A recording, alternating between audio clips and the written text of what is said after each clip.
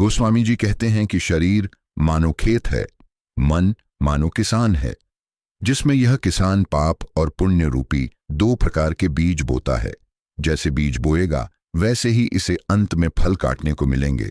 भाव यह है कि यदि मनुष्य शुभ कर्म करेगा तो उसे शुभ फल मिलेंगे, और यदि पाप कर्म करेगा तो उसका फल भी बुरा ही मिलेगा।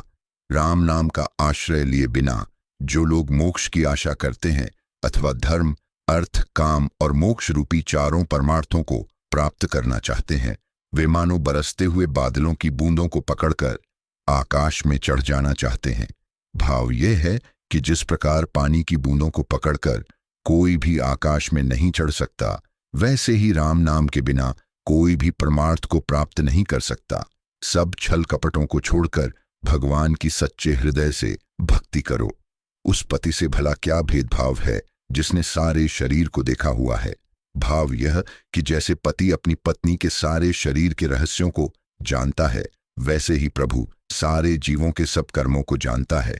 जिनकी श्री राम में ममता और सब संसार में समता है, जिनका किसी के प्रति राग, द्वेष, दोष और दुख का भाव नहीं है, श्री राम के ऐसे भक्त भव सागर से पार हो चुके हैं। विद्या, विनय, ज्ञान, उत्साह, पुण्य और सत्य भाषण आदि विपत्ति में साथ देने वाले गुण एक भगवान राम के भरोसे से ही प्राप्त हो सकते हैं। यदि श्री रामचंद्र जी से स्वाभाविक प्रेम नहीं है तो फिर वृथा ही मूड मुंडाया, साधु हुए और घर छोड़कर भांड बने। जिस घर में जाने पर घर वाले लोग देखते ही प्रसन्न न हो और जिनकी आंखों में प्रेम न हो, उस घर में कभी न जाना चाहिए। उस घर से चाहे कितना ही लाभ क्यों न हो, वहां कभी नहीं जाना चाहिए। श्री हरि और श्री शंकर जी को छोड़कर जो पामर भूतों की पूजा करते हैं, वे वेश्या के पुत्रों की तरह अंत में बड़ी दुर्दशा को प्राप्त होंगे।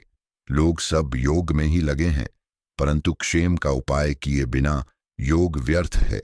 इसी प्रकार तुलसीदास के विचार से श्री राम जी के प्रेम बिना सभी नियम व्यर्थ हैं। जैसी होनहार होती है मनुष्य को, वैसी ही सहायता प्राप्त हो जाती है। होनहार स्वयं मनुष्य के पास नहीं आती, प्रत्युत उसे ही स्वयं खींचकर वहां ले जाती है। भाव यह है कि होनहार या भाग्य के आगे किसी का कुछ वश नहीं चलता। दुर्जन शीशे के समान होते हैं, इस बात को ध्यान से देख लो, क्योंकि दोनों ही जब सामने होते हैं तब तो और होते हैं, और जब पीछे पीछे होते हैं तब कुछ और हो जाते हैं। भाव यह है कि दुष्ट पुरुष सामने तो मनुष्य की प्रशंसा करता है और पीठ पीछे निंदा करता है। यदि तुम अपने हृदय के अंदर और बाहर दोनों ओर प्रकाश चाहते हो तो राम नाम रूपी मणि के दीपक को जीभ रूपी देहली के द्वार पर धर लो। दरवाजे की देहली पर यदि दीपक रख दिया जाए तो उससे घर के बाहर और अंदर दोनों ओर प्रकाश हो जाता है। इसी प्रकार जीभ मानो शरीर के अंदर और बाहर दोनों की देहली है। इस जीभ रूपी देहली पर यदि राम नाम रूपी मणि का दीपक रख दिया जाए तो हृदय के बाहर और अंदर दोनों ओर अवश्य प्रकाश हो जाएगा।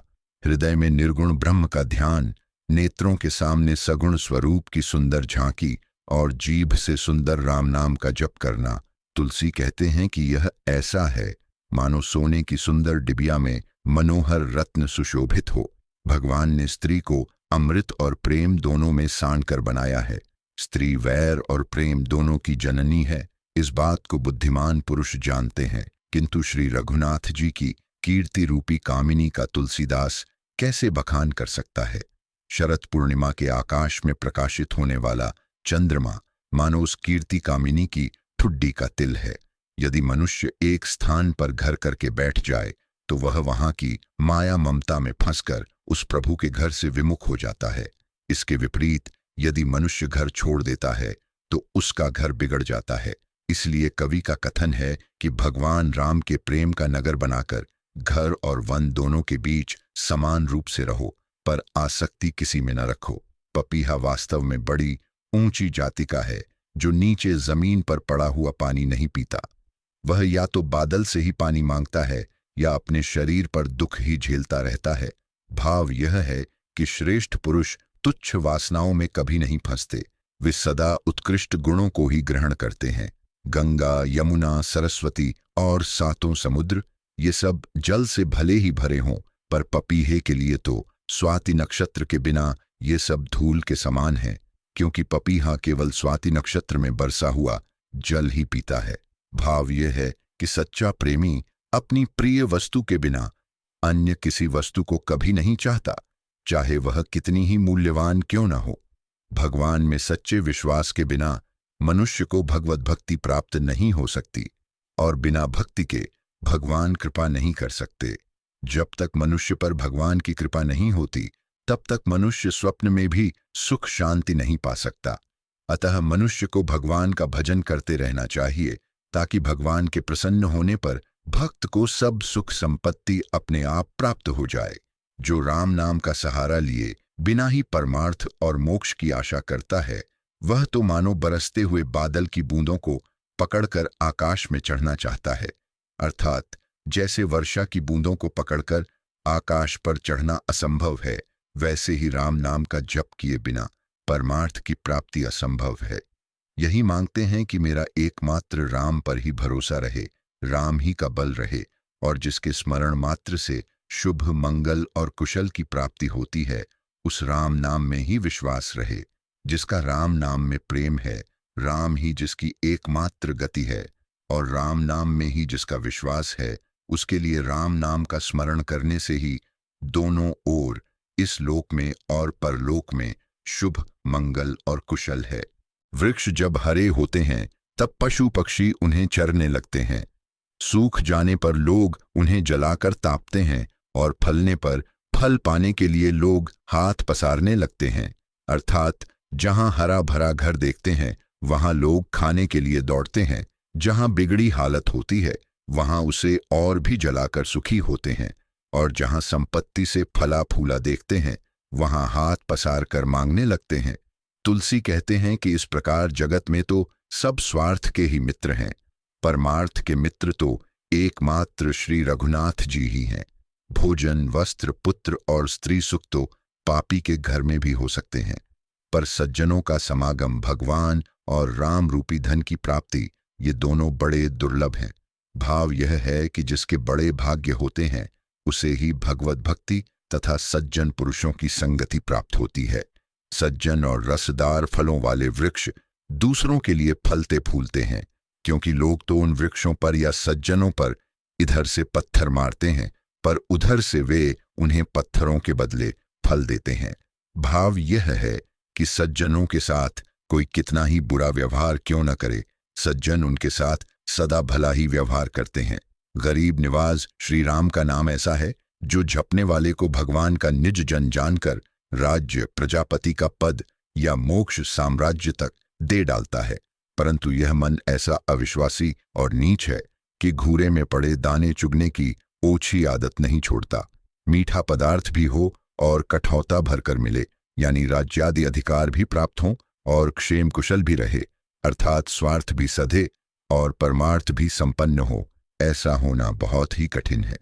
परंतु श्री राम नाम के प्रेम से ये परस्पर विरोधी दुर्लभ बातें भी सुलभ हो जाती हैं। राम नाम सब अमंगलों और पापों को हरने वाला तथा सब कल्याणों को करने वाला है। इसी से श्री महादेव जी सर्वदा श्री राम नाम को रटते रहते हैं, और वेद पुराण भी इस नाम का ही गुण गाते हैं।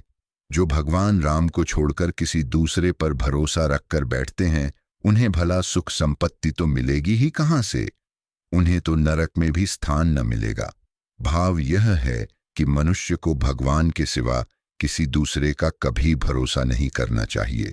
मांग कर भी अपने मान को बचाए रखना, साथ ही प्रिय से स्वाभाविक प्रेम भी बनाए रखना, ये तीनों बातें तभी अच्छी लग सकती हैं जब व्यक्ति पपीहे के समान आचरण अपने व्यवहार में लाए। पपीहा बादल से पानी की बूंदों की प्रार्थना भी करता है और अपने स्वाभिमान को भी बनाए रखता है, क्योंकि उसके हृदय में बादल के प्रति सच्चा प्रेम है। वह बादल के सिवा और किसी से कुछ नहीं मांगता। भाव यह है कि सच्चा प्रेमी अपने प्रियतम से मांगकर भी अपने प्रेम और मान की रक्षा कर लेता है, पर दूसरे लोगों से मांगने से मान और प्रेम घट जाता है। जिसे एक फूटी कौड़ी भी नहीं मिलती थी, उसको भला कौन चाहता और किस लिए चाहता? उसी तुलसी को गरीब निवाज श्री राम जी ने आज महंगा कर दिया। श्री राम की सेवा में परम आनंद जानकर पितामह ब्रह्मा जी सेवक जाम्बवान बन गए और शिव जी हनुमान हो गए। इस रहस्य को समझो और प्रेम की महिमा का अनुमान लगाओ। भगवान श्री राम का स्मरण होने के समय, धर्म युद्ध में शत्रु से भिड़ने के समय, दान देते समय और श्री गुरु के चरणों में प्रणाम करते समय, जिनके शरीर में विशेष हर्ष के कारण रोमांच नहीं होता, वे जगत में व्यर्थ ही जीते हैं। राम, भरत, लक्ष्मण और शत्रुघ्न ऐसे जिनके सुंदर और शुभ नाम हैं, दशरथ के इन सब सुपुत्रों का स्मरण करते ही सारी मनोकामनाएं पूर्ण हो जाती हैं। संसार में किसी का स्वामी बनकर रहना तो बड़ा सरल है, पर सेवक बनकर रहना बड़ा कठिन है। मनुष्य आया तो यहाँ भगवान का सेवक बनने के लिए है, पर सेवक न बनकर वह विषय वासना में फंस जाता है। यह तो वैसे हुआ जैसे कोई ऊन के लोभ से भेड़ को रखे कि चलो इससे ऊन मिलेगी, पर वह ऊन देने के बदले खेत के कपास को ही चर जाए, लाभ की बजाय हानि करने लगे। वैसे ही मनुष्य जन्म पाकर भी जीव प्रभु भक्ति का लाभ नहीं प्राप्त करता और विषय वासनाओं में फंसा रहता है। सीता और लक्ष्मण के सहित प्रभु श्री रामचंद्र जी सुशोभित हो रहे हैं। देवतागण हर्षित होकर फूल बरसा रहे हैं। भगवान का यह सगुण ध्यान सुमंगल परम कल्याण का निवास स्थान है। रे मन, तू संसार के सब पदार्थों से प्रीति तोड़कर श्री राम से प्रेम कर। तुलसीदास तुझको रात दिन यही शिक्षा देता है। जिनको शिव जी प्रिय हैं, किंतु जो मुझसे विरोध रखते हैं अथवा जो शिव जी से विरोध रखते हैं और मेरे दास बनना चाहते हैं, वे मनुष्य एक कल्प तक घोर नरक में पड़े रहते हैं। अतएव श्री शंकर जी में और श्री राम जी में कोई ऊंच नीच का भेद नहीं मानना चाहिए। संसार में तो 36 के अंक के समान पीठ करके रहो और राम के चरणों में 63 के समान सम्मुख रहो। चतुर पुरुषों के इस मत को अपने हृदय में विचार करके देख लो। भाव यह है कि 36 के अंक में 3 और 6 की पीठ लगी रहती है, पर 63 में 6 और 3 के मुख आमने सामने होते हैं। इसलिए मनुष्यों को चाहिए कि वे संसार से सदा 36 के अंक के समान पीठ फेर कर विरक्त रहें, परंतु भगवान राम के चरणों के प्रति 63 के अंक के समान सदा अनुकूल रहे। जो श्री हरि का नाम नहीं जपते, उनकी जीभ सर्पिणी के समान केवल विषय चर्चा रूपी विष उगलने वाली और मुख उसके बिल के समान है। जिसका राम में प्रेम नहीं है, उसके लिए तो विधाता वाम ही है। तू पहले अपने स्वरूप को जान, फिर अपने यथार्थ ब्रह्म के स्वरूप का अनुभव कर, तदनंतर अपने और ब्रह्म के बीच में रहने वाली माया को पहचान। अरे नीच, इन तीनों को समझे बिना तू उस अलख परमात्मा को क्या समझ सकता है। अतः अलख अलख चिल्लाना छोड़कर राम नाम का जप कर। कलयुग में राम नाम मनचाहा फल देने वाले कल्प वृक्ष के समान है। राम भक्ति मुंह मांगी वस्तु देने वाली कामधेनु है और श्री सद्गुरु के चरण कमल की रज संसार में सब प्रकार के मंगलों की जड़ है। हे रघुवीर, मेरे समान तो कोई दीन नहीं है और आपके समान कोई दीन बंधु नहीं है। ऐसा विचार कर हे रघुवंशमणि, जन्म मरण के महान भय का नाश कीजिए। जैसे सूर्य को दूर देखकर छाया लंबी हो जाती है और सूर्य जब सिर पर आ जाता है तब वह ठीक पैरों के नीचे आ जाती है, उसी प्रकार श्री राम से दूर रहने पर माया बढ़ती है और जब वह श्री राम को मन में विराजित जानता है तब घट जाती है। जो नीच जाति की और पापों की जन्मभूमि थी, ऐसी स्त्री शबरी को भी जिन्होंने मुक्त कर दिया। अरे महामूर्ख मन, तू ऐसे प्रभु श्री राम को भूलकर सुख चाहता है। श्री राम के भक्त को राम जी से भी अधिक समझो। राजराजेश्वर श्री रामचंद्र जी स्वयं आरणी हो गए और उनके भक्त श्री हनुमान जी उनके साहूकार बन गए। हे रघुनाथ जी, काल कर्म गुण दोष जगत जीव सब आपके ही अधीन हैं। हे जानकीनाथ, इस तुलसी को भी अपना ही जानकर अपनाइए। श्री अयोध्या जी में रोज बधावे बजते हैं, नित्य नए नए मंगलाचार और आनंद मनाए जाते हैं। श्री रघुनाथ जी की बाल लीला देख देखकर माता पिता तथा सब लोग बड़े प्रसन्न होते हैं। श्री हरि का अपमान करने से हानियों का समाज जुट जाता है, अर्थात हानि ही हानि होती है। भगवान श्री कृष्ण का अपमान करने से राज्य करते हुए कुरुराज दुर्योधन अपनी सेना और कुटुंब के सहित धूल में मिल गए। हे मन, तू सब ओर से उदास होकर भगवान राम के प्रेम में लग जा। मैं तुझे रात दिन यही सुंदर शिक्षा देता हूं। श्री रामचंद्र जी के चरित्र पूर्णिमा के चंद्रमा की किरणों के समान सभी को सुख देने वाले हैं, परंतु सज्जन रूपी कुमुद और चकोरों के चित्त के लिए तो वे विशेष रूप से हितकारी हैं। श्री राम का स्मरण करके जो हृदय पिघल नहीं जाते, वे हृदय फट जाए। जिन आंखों से प्रेम के आंसू नहीं बहते, वे आंखें फूट जाएं, और जिस शरीर में रोमांच नहीं होता, वह जल जाए। कहते हैं कि राम राज्य में खेती, मजदूरी, विद्या, व्यापार, सेवा और कारीगरी तथा अन्य सुंदर कार्य कल्प वृक्ष के समान सब सुंदर शुभ फलों के देने वाले हैं। विभीषण क्या लेकर भगवान से मिला था और श्री रघुनाथ जी ने उसे क्या दे डाला? तुलसीदास जी कहते हैं, इस बात को बिना जाने मूर्ख लोग हाथ ही मलते रह जाएंगे। जगदीश्वर भगवान श्री राम जी ने भक्तों के लिए ही राजा का शरीर धारण किया और साधारण मनुष्यों की भांति परम पवित्र लीलाएं की। श्री रामचंद्र जी के राज्य में प्रेम की रीति सीमा तक पहुंच गई थी। इनसे न तो किसी के क्रोध करने पर कोई उसकी चिंता ही करता और न उसका कोई अपार ही करता। सब लोग सबका काम प्रेम से करते। काम करने में कोई किसी पर एहसान नहीं जताता।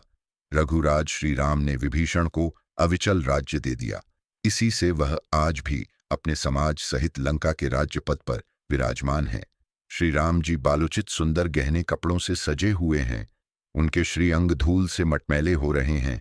सब बालकों तथा भाइयों के साथ आप बच्चों से खेल खेल रहे हैं।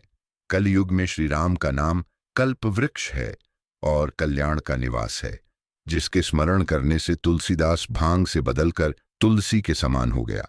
श्री राम का नाम अंक है और सब साधन शून्य है। अंक न रहने पर तो कुछ भी हाथ नहीं लगता, पर शून्य के पहले अंक आने पर वे 10 गुने हो जाते हैं।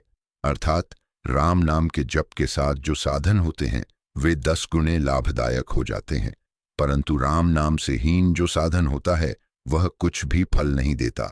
तुलसीदास कहते हैं कि श्री रघुनाथ के नाम राम के दोनों अक्षरों में एक र तो सब वर्गों के मस्तक पर छत्र की भांति विराजता है और दूसरा सबके ऊपर मुकुटमणि के समान सुशोभित होता है। तुलसी कहते हैं कि शिला को, अहल्या को शाप से मुक्त करने वाले श्री राम के चरणों का स्मरण करो और सब चिंताओं का त्याग कर दो। इस प्रकार अनन्य श्री राम चिंतन से तुम्हारे सब संकट दूर हो जाएंगे और मनोकामना पूर्ण हो जाएगी। वानरों के स्वामी श्री राम तो पेड़ के नीचे विराजते थे और सेवक होने पर भी वानर पेड़ की डालियों पर बैठते थे, तो भी इस अशिष्टता पर कोई ध्यान न देकर प्रभु ने उनको अपने ही समान बना लिया।